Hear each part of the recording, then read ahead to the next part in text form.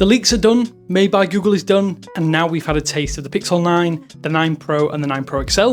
What do we think, and what do you need to know? Well, let's get into it. If you want to learn more though about the Pixel 9, Pixel Watch, Pixel Buds Pro and Pixel 9 Pro Fold, then hit subscribe to join our growing community and get the lowdown on all things Made by Google right here on 9 to 5 Google. Real legends also hit that join button and gain membership to an exclusive group that gets all kinds of benefits including freebies and digital assets for a flat, low monthly fee. So it needs to be said that traditional smartphones, they're getting boring. After a couple of decades of producing and reviewing these devices, it feels almost like we're running out of ideas to make everything feel different because the entire industry has reached a point of maturity. But with the Pixel 9 series, Google's leaning into this with mature, well thought out and, most importantly, well-made devices. Omitting the Pixel 9 Pro Fold, the slab phone Pixel 9 series consists of 3 devices, the Pixel 9, the Pixel 9 Pro and the 9 Pro XL. While I didn't get time with the devices directly myself, the consensus from our team is that they are flat out good right out of the gate.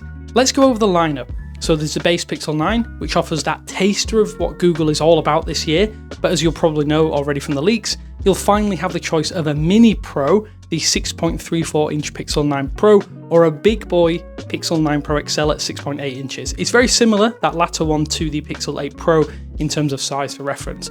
Save one change, from a design perspective, the Pixel 9 series is not really a drastic shift from the rest of the series that you've seen prior.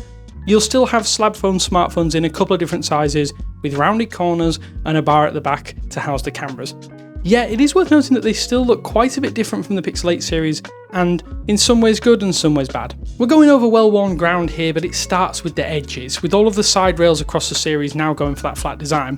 Gone are the curves of past generations, with the design now giving off plenty of iPhone vibes. My own concerns aside, it doesn't appear to be in that much of a bad way. In the hand, the new hardware feels great. The smaller Pixel 9 Pro truly is just a more powerful small phone in all of the best ways. It shares quite literally the same footprint as that base Pixel 9 as well, even being able to use the same cases as that entry-level model. I think Google definitely deserves credit for listening to complaints and offering that smaller Pro-tier device that doesn't really diminish on the hardware or the experience right out of the gate. It's straight out of Apple's playbook, but it is a tried and tested passage of play that means you'll simply get the best phone at a more attractive size and is definitely going to be more enticing to people out there who don't necessarily want the biggest phone in the lineup to get all of those features. Google's colour options also continue to lean more and more into subtle pastel options.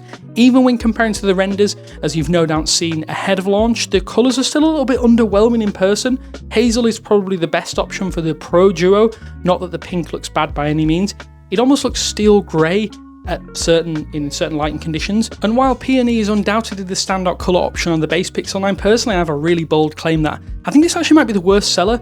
You can quote me on that later down the line if I'm wrong. I'm happy to be wrong if I am, but I just feel it might be too saturated for most people. It is a really bright device, but it is again nice to see Google offering these options for people that potentially wants them. So the new look for the camera module also looks way better in person than it does in the renders. Google's previous camera bar design was definitely a standout, and I'll stop short of calling it iconic, but this new look feels more futuristic, and it puts the metal housing out of harm's way a little bit more so than its predecessors. Of course, I'm all for that if that means less damage if you are going to run this device caseless or with a case that has a visor open and exposed. There's also Apple opportunity for those Among Us and Minion memes, which I'm definitely 100% here for as well. To me, the displays immediately stand out over the predecessors as well. They're super bright and crisp. For lack of a better comparison, they're closer to the quality of what Apple has done with its latest iPhones, as well as being right up there with Samsung's flagships on top of that. The bezels aren't quite as jaw-droppingly thin as they are on the iPhone 15 Pro, but they're still really tiny, and the rounded corners make it all feel that little bit more unique. Nips and tucks to the bezels are always good, and uniform bezels are a must, at least in my opinion. We've waited 4 years since the Pixel 5 for them to make a return.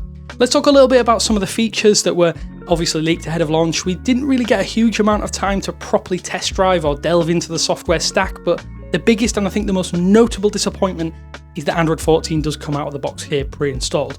There's no explicit reason given for this, but it's highly likely that the pushed launch window or the earlier launch window was one of the biggest mitigating factors for last year's OS coming pre-installed. So in terms of the core Android 14 experience, you know what you're getting. But it is worth noting, Google is definitely leaning into Gemini more this time around with the Pixel 9 series, and especially now the default voice assistant on the Pixel 9, 9 Pro, 9 Pro XL, and the 9 Pro Fold is now Gemini. That also coincides with 10 new voices coming that you can choose from. It's only English for now, but Gemini Live is this big AI play here that lets you have two-way conversations and get contextual information from your device.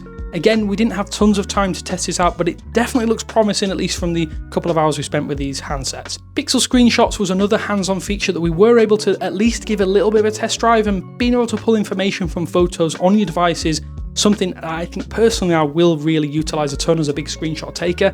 Asking questions about context, like for instance, what's the Wi-Fi password at my friend's house? And having that screenshot pulled up with that information on it is really impressive. And also you can get that digestible format of the context of the image on top of it. It reminds me a little bit of Google Photos and being able to see all the metadata, but it's contextual information that is also in a human-friendly language. On the camera side of things, there are also improvements across the board as we were aware of ahead of launch.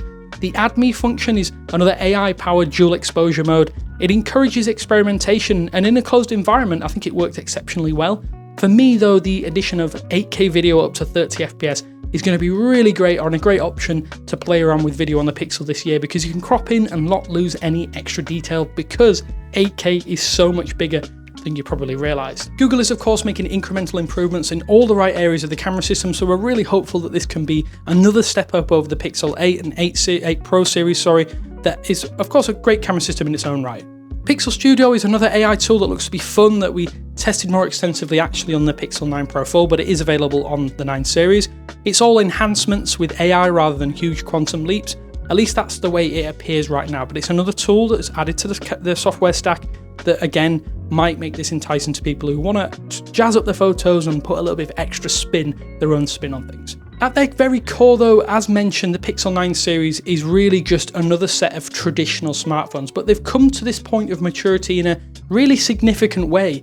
Google could have continued forward with the same design that we've seen and just iterated slightly on with the Pixel 6, 7 and 8 series, but some credit is due given they've taken some chances this time around this year.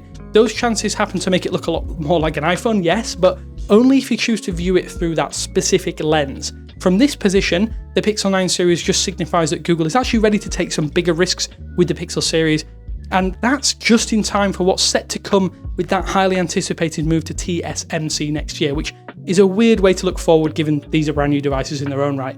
That's not to say that this year's releases are not worth it. We will have full reviews in the coming weeks once we have had real time to get to grips with all of the details and the minutiae. The Pixel 9 series is available for pre-order starting today, and devices should start shipping from August 22nd, but definitely stick around for all of our Made by Google content, and a huge thanks to all of our channel members on screen now. We really appreciate the love and support that you've been showing us. Thanks for watching this video though. Hopefully this has answered a few of your questions. I'm sorry we couldn't answer every single question as we simply did not have enough time to answer all of them, but I will try my best to do them in the reviews in the next few weeks. Until next time though, I will speak to you later.